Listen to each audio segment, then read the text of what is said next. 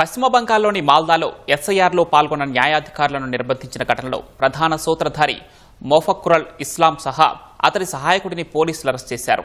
న్యాయవాది మొఫక్కురల్ ఇస్లాం విమానమెక్కి పారిపోయేందుకు బగ్గోగ్రా విమానాశ్రయానికి వెళ్లిన సమయంలో అదుపులోకి తీసుకున్నారు. స్థానికులను ప్రసంగాలతో రెచ్చగొట్టి 7 అధికారుల నిర్బంధానికి కారణమైన ఇస్లాంపై 3 కేసులు నమోదు చేశారు.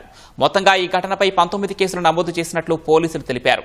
ఎన్ఐఏ ఈ కేసును విచారిస్తున్నప్పటికీ తాము కూడా దర్యాప్తు కొనసాగిస్తామని వెల్లడించారు. అధికారుల నిర్బంధం పక్కా ప్రణాళికతో చేశారా లేదా అన్న కోణంలో విచారిస్తున్నట్లు పేర్కొన్నారు. మోతాబరి ఇండియన్ సెక్యులర్ ఫ్రంట్ సభ్యుడు మౌలానా షాజహాన్ అలీతో పాటు ఈ కేసులో ఇప్పటి వరకు 35 మందిని అరెస్ట్ చేశారు. అటు మాల్దా హింసాకాండ కేసుపై ఎన్ఐఏ కూడా దర్యాప్తు ప్రారంభించింది. కోల్కతా కార్యాలయం నుంచి ఎన్ఐఏ బృందం మాల్దాకు బయలుదేరింది.